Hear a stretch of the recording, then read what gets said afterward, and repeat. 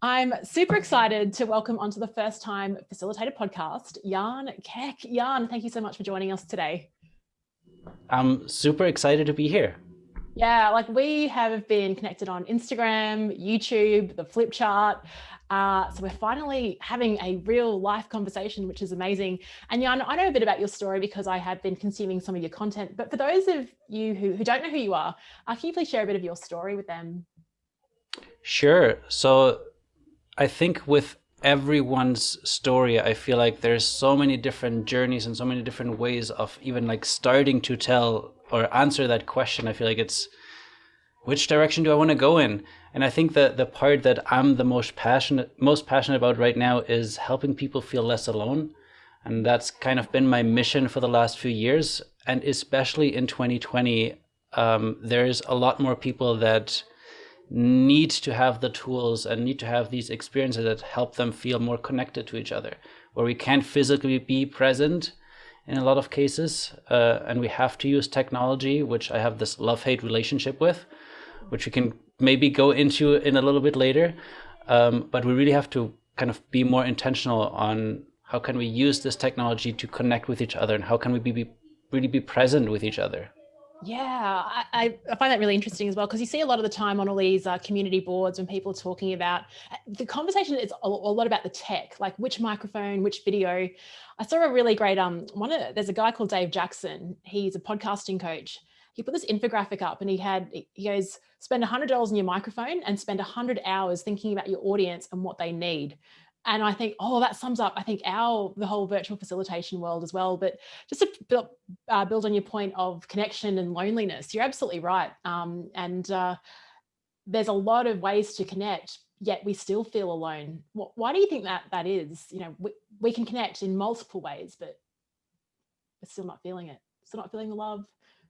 Yeah, I think there's different layers of feeling connection with someone else or with a group. And like I grew up in Germany and then I moved to Canada now 13, 14 years ago. And when I moved here, I literally didn't know a single person.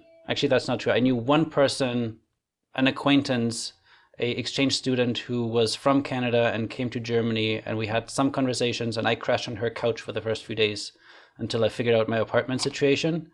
But I literally had to rebuild my whole network, my whole circle of friends once I arrived here. And the first few years, probably, I would join different communities. Couch surfing was one of them, where I found a lot of people with similar interests because none of us really were from Canada. We all were like travelers, visitors. But the problem with that community was that most people then left and I stayed.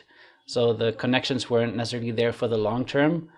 And at one point, I just realized I think I'm just collecting like business cards and LinkedIn connections and Facebook friends, but I'm like, do I have some like real friends that I can like show up in the middle of the night with a bottle of wine and say, hey, we need to chat about something that is going on in my life? And they would actually let me in. That's kind of my definition a little bit of a close friend. How many people do you have in your life that you could do that with? Yeah, actually, good point. It's really, I was actually at an event last night. I was sort of reflecting on this whole connection thing and the fact that I'm actually spending a lot more time with people I've never met in person. And I have a really great connection with them, people I've never met before, just through this year, than I have with my own friends in the physical world. And we're allowed to meet now. And I was like, oh, that's interesting. Maybe like, what does that say about my priorities? Um, Very brave of you to go to a new country and to start life again. When you are trying to build connections, so if you got someone, I guess I have a friend from the US that moved to Brisbane, and in his first year, he just said yes to every invitation that was offered to him. That was his strategy. What are your strategies for Mhm. making new friends and trying to figure out, like, is it worth investing in, or like, yeah, it's tough to know sometimes. Yeah, and I would say that I've approached it very differently when I first came to Canada. And I actually also spent a year traveling in Australia, which is kind of where I spent the first time in my life completely like doing solo travel. I worked all kinds of different jobs and basically made my schedule every day. And the same thing that happened there, that I thought I can apply to moving to Canada, is connecting with other travelers because we have so many things in common. But if you're staying in one place, those were not the best people to connect to. And after years and years later, I've actually attended this one experience, this one weekend retreat that kind of changed my whole life. That was also the start of this new business, where I saw a Facebook post in a group, and all I remember it said was, let's go outside of the city. I'm like, yes, let's get away from technology. Let's get out in nature. Let's work on our goal setting for the year. And at that time, I had a business in video production, and me and my business partner, we said, let's go and work on our kind of plan for our business, setting goals for the next year. Turns out it was a personal goal setting retreat. So we didn't spend any time talking about business. And for the first time in my life, I said personal goals for the year of like, how do I want my relationships to look like? How do I want my health to improve? How do I want my finances to look like? If I had to like figure out what does a level 10 life look like, I had to like draw that all out. And at the end of that weekend, I had this almost like spiritual experience where I was looking around the room and everybody was saying goodbye and hugging each other, where I could literally feel the energy vibrating in the room. And I often describe it as if you've ever watched the Care Bears that shoot the rainbows out of their bellies. Yeah. That's what I was imagining when I was looking around the room. Everybody just shooting energy out of their chests in around the room. And at that point, I realized that's what I want more of, but I didn't know what it was until later. I realized that was just feeling this complete sense of belonging, because everybody accepted me for who I was. I didn't have to change who I was. I didn't have to pretend to be someone. Like I walked in there with other people that have been doing self-development, and I said, well, I've never done, like, this is completely brand new to me. And I didn't feel like I needed to pretend that I'm an expert at it. So that became kind of this Like a watershed moment where I decided, okay, I want more of that. Let's re-engineer what happened and how can I get more of that. I love those moments. When I talk to facilitators as well about like choosing this as a career, it usually boils down to like this workshop where something happened, or you saw someone do something, you think, I want to be part of that. I want to create that experience. And I'm just laughing because you went to that retreat thinking it was a business one. It's funny when you have your own business, you're so focused on the business and you're like, life is important too. But so it really kind of shifted those priorities for you. So what did you do then? So you're like, right, I want to create this experience. You're in video production. What was your next step? Yeah, well, I knew that I wanted to have these types of relationships, these types of conversations that I had that weekend more. And when I re-engineered it, the things that made us connect so quickly and so deeply at that weekend was like 2 or 3 things. One was we all came together on shared values in terms of like self-development, self-growth. That was kind of what brought us together. And although I thought it was a business retreat, I realized that that actually was a huge value of mine. And we immediately just hit it off. And I sometimes describe it as we're kind of going towards the same direction. Like we're heading to the same destination, rather than what I did before with like the couch surfing, looking for people who've had a shared history, or like we came from the same place, but we might not be going in the same direction. So with those people, we're all like heading towards like, we want to improve our lives, we want to improve ourselves. And then the second thing that happened, which became the main part of my work now, is we had these really deep, vulnerable conversations with each other, where we shared the things that we always wanted to tell someone, but we never really had the courage to. And we just felt safe in that space to explore these things. And it was easy, it wasn't scary. And to me, like that just was so foreign. Like I always wanted to have these, I never was a fan of small talk, but having the opportunity to have these conversations, I realized, aha, this is what a good conversation is like. Why don't I have more of those at the networking events that I attend to, where I just exchange business cards with people that I probably will never follow up with? Yeah, or why does it take like a bottle of wine for that to happen? You know, like sometimes. Yeah, exactly. Yeah, like I say, I love that you're sort of engineering it. Interesting that you spoke about the direction that you're heading in rather than where you're from. And I heard a good quote on a podcast this morning, actually, and it was, sometimes we order off yesterday's menu. And I was like, well, that's really interesting. It's like, so I think that's what you're talking about, is you're making connections, new connections based on what had been yesterday's menu, but you're looking at right today and looking forward. What does that look like? Um, I'm curious about the word belonging. I know like it's such a corporate word now. Like companies, like we want people to feel like they belong here. Do you think Hmm. that's possible? I mean, at least until, companies have shared values, right? So it's on paper. Is it possible to create what you had at that retreat in an organization? I think it's very hard when people don't necessarily self-select to attend like an Yes. experience. And I've had this in my own workshops where some of my workshops are public and individuals come and like I take them on this journey, but they know from the beginning they're going to be vulnerable. We're going to have deep conversations and you're probably going to be uncomfortable. And they say like, yes, I want that. And then they come. If you work with an organization and the HR manager hires you, people don't necessarily have the option to opt in. They have the kind of option to go as deep as they feel comfortable. That's kind of how I like to reframe it. There's the concept of like challenge by choice. I don't know if you're familiar with that, but the I love idea it. of you choose how deep you want to go. You choose your type of challenge. Like I'm not going to ask you to, let's say, all jump from the 10-meter board into the pool. I'm going to ask you to jump into the pool, and you choose. Do you want to like put your feet in first, and then maybe just like It's a great slide in, metaphor. or do you want to go to the highest tower and jump in? You choose. As long as we're all ending up in the water at the end, we're going to have this shared moment, this shared experience. That's such a, yeah, very, very powerful metaphor. As a facilitator, when you're dealing with people that are talking about things that are uncomfortable, how do you manage that? Like, do you feel uncomfortable? How do you personally deal with the stuff that would come up in your workshops? The big thing that I've learned is if you set up the right container and the right atmosphere with a group, it's not my responsibility anymore to hold up that space. Like it's the group's responsibility. So I spend, especially if there's any deeper work, I spend a lot more time creating community agreements to make sure they were all on the same page.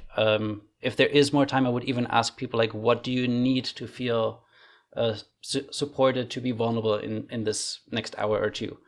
And if everybody agrees to that in the beginning, it will make it so much easier once we go there. And the other thing I've learned, especially virtually, is if you realize that somebody needs more time to debrief, because oftentimes you're like joining a Zoom call and then the experience is over and suddenly everybody's screen goes blank and they're by themselves again. Yeah. And in person, that doesn't really happen.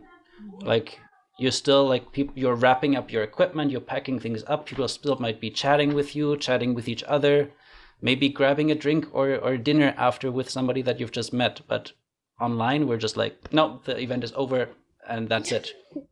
So yeah, I started just hanging out, like planning that into my schedule of hanging out at the end of the event for at least 15-20 minutes. And yesterday I attended an event that I helped put together, and we stayed at an hour. Like it was an evening event already. It was 7 till 10 p.m. and we stayed until 11 p.m. of just people sharing. Wow. That's cool. So you've actually embedded the hangout part as part of the agenda, so people know, and then it's also okay if you don't want to stick around, you can just leave. It's actually people don't know. I don't tell them that Oh, it's no. happening. I Okay. just do it like at Yeah. the end. Like I close the event and then I just offer anybody who wants to hang out. I still have 20 minutes or so. Just have Love some more that. conversations. Yeah, because it does feel weird. Another community call I held a couple of weeks ago, sort of wrapped it up and it was nice, and then we said goodbye, and I clicked that red button, and then you're like, huh. And I went for a walk after it, and I was like, I didn't feel closure on it, so I kind of just got WhatsApp Mhm. out, and I was like just sending voice notes to the people, just saying, hey, thanks for this. I reflected on this, and I thought that was a nice way of like kind of closing it off, like keeping it going without being on the call, because I needed that myself. Like I needed that just to say thank you. Mhm. We don't often talk about the end. We always talk about the beginning and creating that space and the environment. So you got some great questions that you use on your virtual calls. Have you shifted much? I mean, if you are watching this on YouTube, you'll see Jan's incredible video set up in his background and his lighting. It's just so pro. So you kind of 2020, this is where you're sort of hitting your straps, I think, because you've got all the setup. What have you found moving to virtual this year? So I was very hesitant moving anything to virtual. Like everything for me was in person. Like I did use Zoom for like mastermind calls and like group coaching, but only because the people were not local. Because I work with people like anywhere, but they were spread across North America mostly, and we could not do something in person. So I said, okay, we like Zoom is the best place to be. But when the pandemic happened, like I'm just looking for this thing that I usually tell everyone, let's turn this off as soon as we start in the event. I'm holding up my cell phone for anybody who's listening. Yeah. And let me show you something else, and I'll describe it for you, for anyone who's listening, but you might hear. I have this envelope that also is a cell phone sleeping bag. So sometimes at the beginning of my events, as like an activity when people arrive, is you get to customize your little envelope. I love and that. Then we all put our cell phones inside, seal it up, and that way we can make sure that we're not distracted. We can be present with each other. And then 2020 happened, and suddenly we have to use our phones, our computers to connect with each other. And I just said, it's not possible. Like, how do I know that if you're actually looking at me or if you're checking emails? I can't tell. Unless you're wearing glasses and I can see the reflection in your eyes, or it's really dark and suddenly your light gets a lot brighter because you're opening up Gmail. Like, those are the only clues you get, but you can't really tell. And I find that really hard to still feel connected to someone that way. Yeah. So what have you, I mean, I see you're so active on YouTube and in the flip chart, like just sharing all the tips for how you're creating that space. What's worked for you now that you're like, okay, maybe it is possible to do this this virtual thing? How have you had to like really reshape and redesign your experiences? Yeah, or have you sort of just translated it and just popped it onto a Zoom call? I think what I'm doing on a Zoom call is very different and very similar to what I did in person. Like very different in the way we're using kind of engagement tools and the way we communicate with each other, but very similar in terms of the structure. And that's kind of what actually, let me see if I still have this here.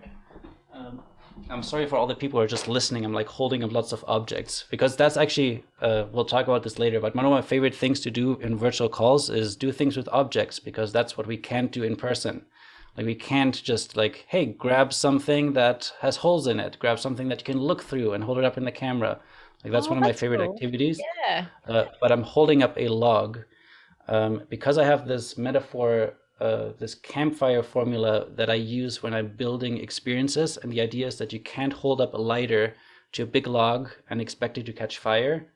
You have to first light something like paper, and then you add your little sticks and your kindling, and then by the end you add your big log. For anybody who's been camping and knows how to start a fire, that might sound familiar. And the same way I'm designing my experiences in a way that you ask for these micro engagements in the beginning. You ask people to do something that is not very scary, that is very easy to do. Like, hey, answer a question in the chat that only takes you 10 seconds to think about your answer. And then by the end, once we've created that space and asked a little bit more each round, each time, that's where we can go to the more deeper, vulnerable stuff. And I don't know if you saw, I mean, I have to stop holding up so many things, but I'm holding up some cards that I created. They're called Ask Deep Questions cards, and they have these 3 levels of curious and then brave and then vulnerable questions. And it's the same principle of like, let's talk about things that are deeper than small talk, but easy to answer. And once we feel comfortable as a group or as two partners doing these questions, then let's move to the next deeper level. And then the vulnerable questions, I usually only offer once you've had like at least half an hour or more time to have a conversation, because those are questions I define as things you've never answered before, maybe not even to yourself. What would be an example of a vulnerable question?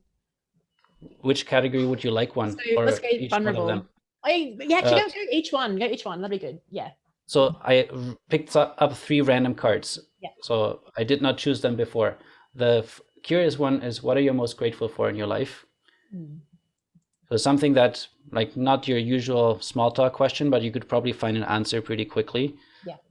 Brave question is, if you could relive a moment of your life, which one would you Yeah. pick? I love it. And then vulnerable would be, how do you want to be remembered? Ah, wow.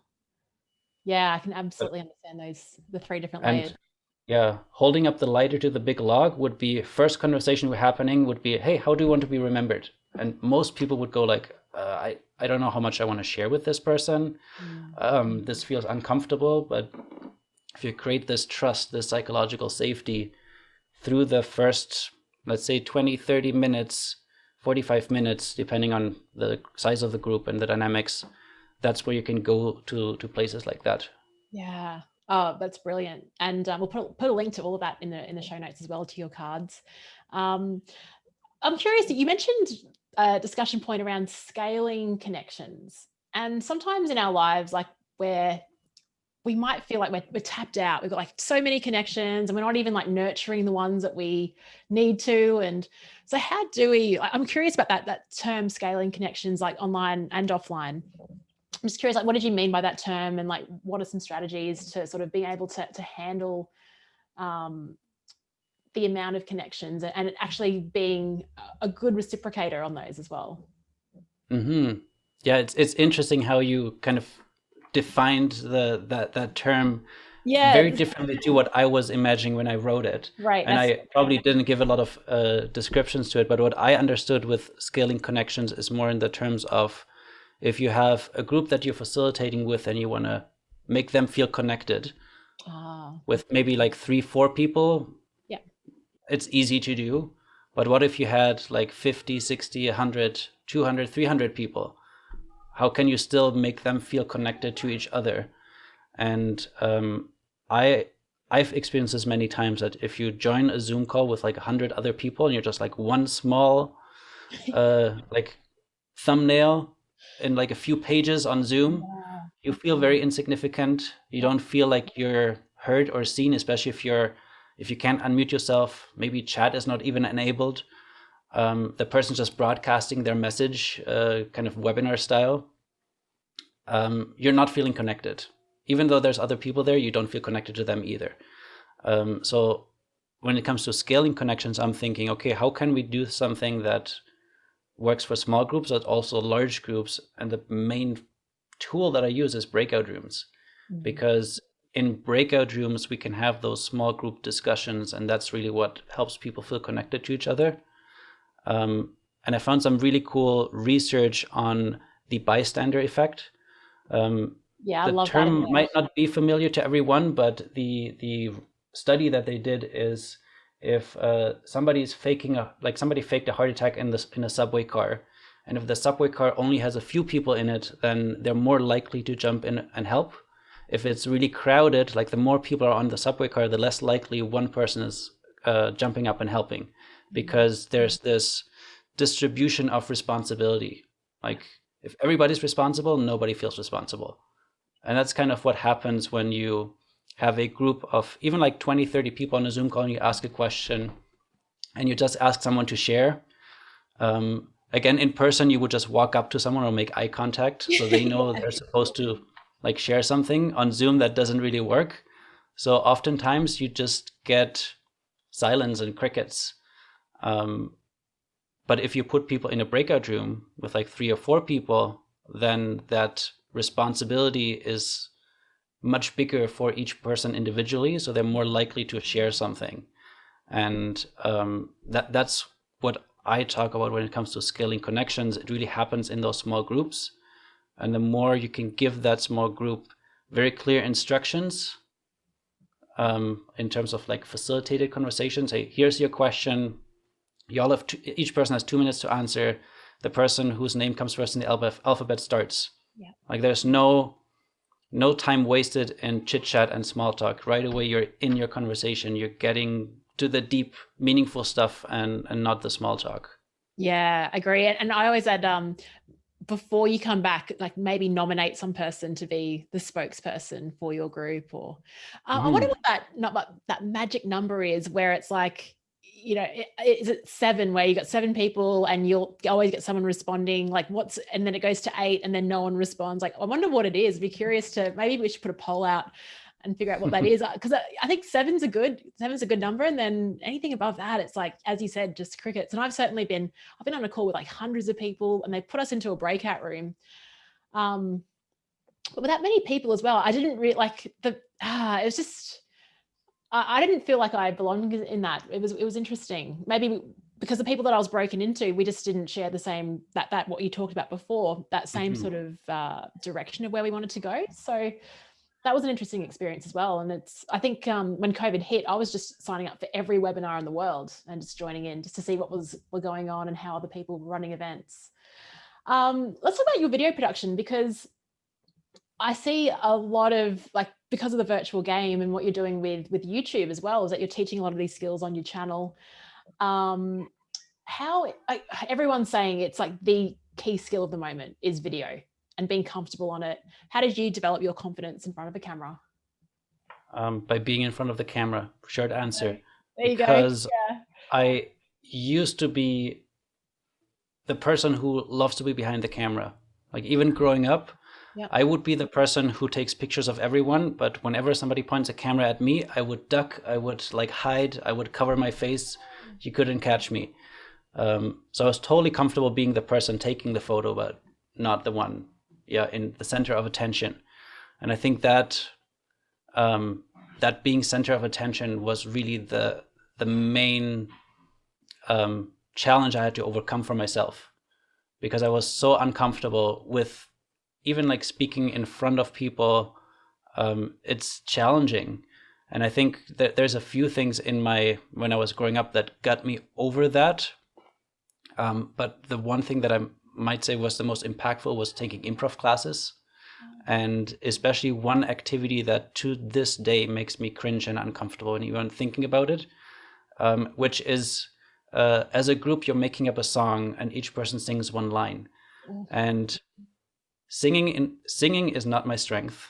Yeah, singing in front of other people, even worse. Singing in front of other people without knowing the melody or what I'm supposed to say, and then hopefully it's also funny, or at least getting the story to continue. There was just so much pressure. It was like nerve-wracking for me, and you could see people going through one by one, and then it always lands. And like for the first few times, it always landed on me to come up with the chorus, like the one line that gets repeated a couple of times. Yeah. And I would never come up with something good, but it helped me get more comfortable with that situation. Wow.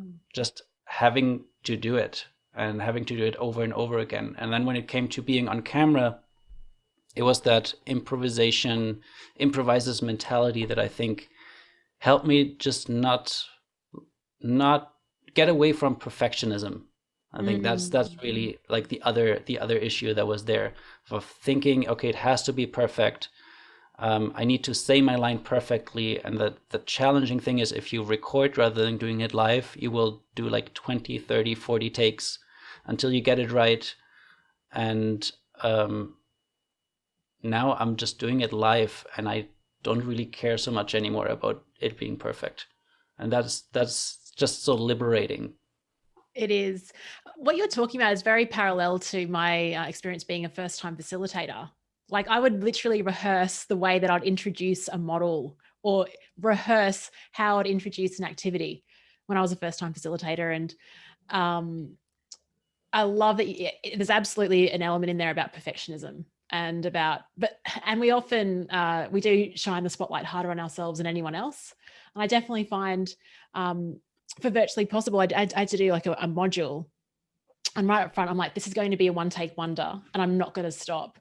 And even just having that mentality of like, because you might pause or stuff up a word, and if you are recording it, you just stop and go, I'll do it again. But then if you just keep pushing through, it becomes so much easier. And I just love that. Yeah, that whole just shift of, you've actually just got to do it first, and the courage will follow. A lot of, I mean, you're friends with me too. It took a long time. It took a long Yeah, time. That's very reassuring. Really? like even so my videos looked great, but my performance in front of the camera, horrible. The first video that I edited of myself, I wanted to edit everything out, and Is there it was still nothing on? left. Is it still on YouTube? It's still on YouTube, the first professionally edited video, and it actually is not as bad as it was in my head, Ah, but like you said, we're our own worst critic. And when you're uncomfortable when you're being filmed, when you watch yourself back, you see yourself being uncomfortable, and that's the worst. Like nobody wants to see yourself no. in that state. So the big thing that needs to change is you need to fall in love with what you're doing in front of the camera. You need to have fun. You need to make the process fun. And then whatever you do, even if you stumble over your words and if you say a lot, at least you don't look at yourself being uncomfortable. You look at yourself having fun, and it gets so much easier. But yeah, the first years of doing videos was very scripted, of reading like or memorizing a sentence, a paragraph at a time, stopping, and then editing it all together. So Oh, it was a lot of work. a lot of time. Yeah. And I can imagine your process now is a bit more fluid and natural. Isn't it Yeah. funny? Like, we were talking about like the worst advice you've been given, and people saying, "Oh, just be yourself." It's actually kind of hard to be yourself. Mm-hmm. The just is the hard part. Yeah, Just be yourself. yeah, interesting. Like it's so easy. Yeah, and it comes back to the whole belonging thing. And Mm-hmm. I even remember when, because I was working for a company a couple of years ago, and it was like, oh yeah, we want everyone to be themselves at work. But it's like, do you really want that? Like, if I was really myself, you'd probably hear a lot of things that I'm masking because I don't agree with certain things. But I don't know if that is really what they want. So yeah. Yeah. So in terms of your personal prep, I'm curious how you, before a Zoom call, before one of your workshops, how do you personally prepare, like get into your facilitation state? Yeah. For me, music is a big part of it. I start every call usually with music. Sometimes even when I'm meeting someone for the first time for like a one-on-one conversation, I just have the music still playing while they join and then fade it out, which makes them smile as well. But yeah, I use music to pump myself up and then also to make everyone else feel a little bit more welcome when they come in. And finding that right track is sometimes hard depending on the type of vibe that you want to create, but maybe that is also a bit vulnerable because I'm like sharing like the music that I like to listen to, and maybe other people don't like it. Yeah. But so far I've been quite lucky with the selections that I have. Any So favorites? Any that's sort of definitely one. any go-to songs? I'm assuming we're not talking Metallica. No, not that. Although I like to, a lot of times if it can get you a laugh, or people like, "Ooh, that sounds really interesting. What is that?" Um, like I just played a Billy Joel ragtime song, like piano playing really fast and like up and down, and it's just like, and I turned it into an activity the other day where I just asked, okay, if you had to name the song, what would you call it? Type it in the chat as like the first thing as the people are coming in. Because it was one of those songs that you can't ignore it. It's not a background song. It's like so The main event. Yeah. on there. Yeah. That's a really cool question. How did you, like, where do you get your inspiration? Like, where do these ideas pop up from? Is it just innate to you, or do you look for great questions? I think it's a lot of different places. That specific one, I didn't have something planned and I needed something.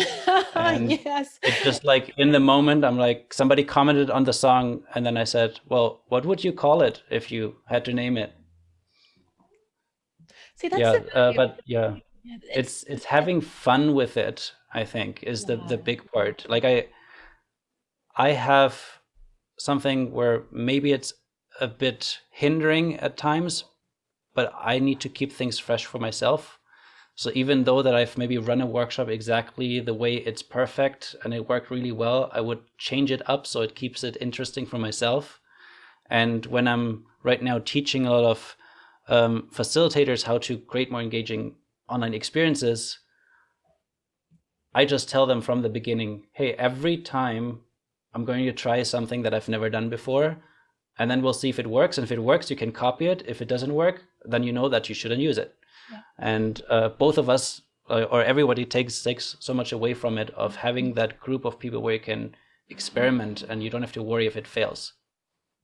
Yeah, actually, that's why I like the title of my podcast being First Time Facilitator. It's not too much pressure, because every time, I think one of my guests, Tim Ferguson, was before episode 100, he was saying every time you step up, you're a first time facilitator because of the new audience, and things are just, we're all having that mindset of just trying and experimenting. And I think that's the way that I've grown in this virtual, accelerator the last sort of 6 months, is just by every time we're jumping on a call, trying something different. I actually love that you play music, even just for one-on-one calls. I think that's neat. Very cool idea. Mm-hmm. So what else, what other, do you have any advice for first time facilitators, Jan, just on talking about that group of people? What would you say to yourself? Like, you've come through a big sort of stage of getting uncomfortable, and improv has helped you. Yeah, like the one thing I wrote down before this call is the whole idea of presence over perfection. And that is the one thing that I had to remind myself a lot in the first few times facilitating or running events. And especially if you're running events where individuals sign up, and the last few days before you're realizing, oh my God, I didn't sell enough tickets. It's going to be only like 4 people. And I was expecting there to be like 40. What do I do? And you start stressing about all the people that didn't make it. And I needed to learn and kind of tell myself, no, what if I focus on the 4 people that are there? What if I create the best experience for them and forget about everyone else and just be present with them and be present with what they need, and maybe even forget the things that I have planned. And maybe that talks a bit about my process too. I usually plan out everything and then I improvise. So I go through my plan, and then depending on what we need, I might skip things or move the order around, or bring in something else. But I need that organization or that preparation so I can feel confident that Me too. I have something. But yeah, then the being present part is really, tuning in. And again, it doesn't have to be perfect. And I've learned this the hard way when I prepared everything and then I left my notes at home. And I had to improvise everything because I needed to figure out, remember what I wanted to do, and I couldn't. So I just had to go with the flow. And at the end, I think it was a better experience than the previous one. Yeah.